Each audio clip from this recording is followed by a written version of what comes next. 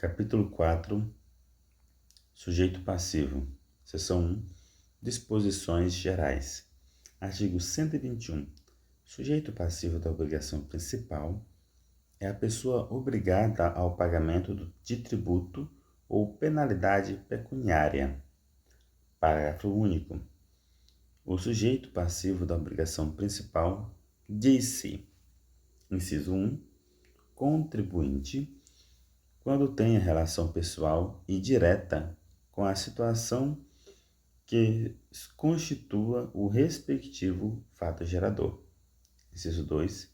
Responsável, quando, sem revestir a condição de contribuinte, sua obrigação decorra de disposição expressa de lei. Artigo 122. Sujeito passivo da obrigação acessória é a pessoa obrigada às prestações que constituam o seu objeto. Artigo 123. Salvo disposições de lei em contrário, as convenções particulares relativas às responsabilidades pelos pagamentos de tributos não podem ser opostas à Fazenda Pública para modificar a definição legal do sujeito passivo das obrigações tributárias correspondentes. Seção 2. Solidariedade. Artigo 124. São solidariamente obrigados, inciso 1, as pessoas que tenham interesse comum na situação que constitua o fato gerador da obrigação principal. Inciso 2. As pessoas expressamente designadas por lei. Parágrafo único.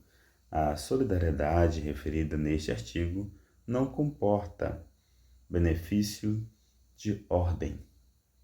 Artigo 125. Salvo disposição de lei em contrário, são os seguintes os efeitos da obrigação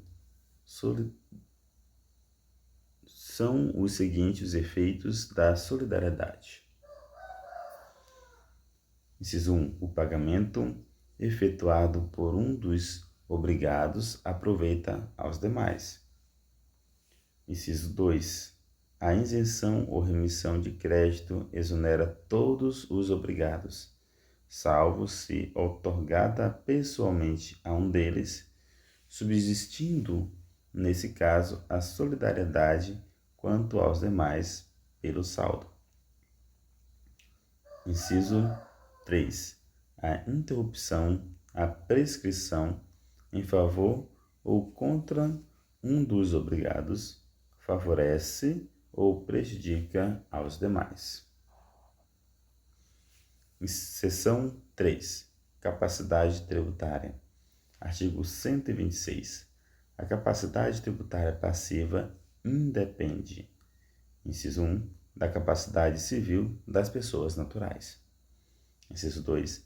De achar-se a pessoa natural sujeita a medidas que importem privação ou limitação do exercício de atividades civis, comerciais ou profissionais, ou da administração direta de seus bens ou negócios.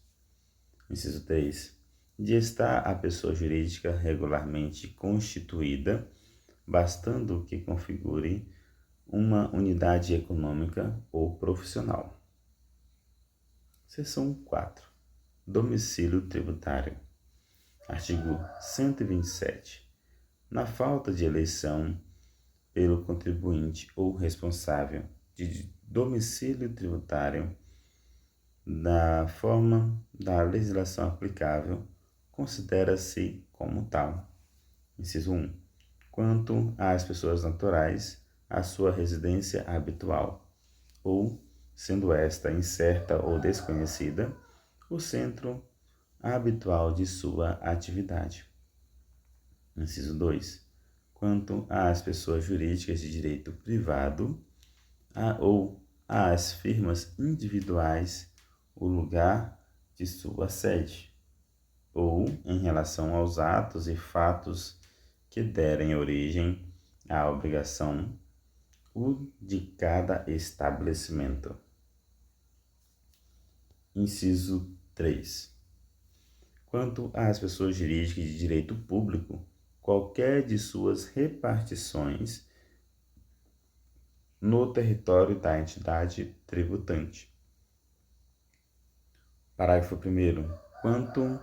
Quando não couber a aplicação das regras fixadas em qualquer dos incisos deste artigo, considera-se-á como domicílio tributário do contribuinte ou responsável o lugar da situação do bem ou da ocorrência dos atos ou fatos que deram origem à obrigação.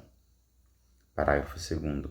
A autoridade administrativa pode recusar o domicílio eleito, quando impossibilite ou dificulte a arrecadação ou a fiscalização do tributo, aplicando-se, então, a regra do parágrafo anterior.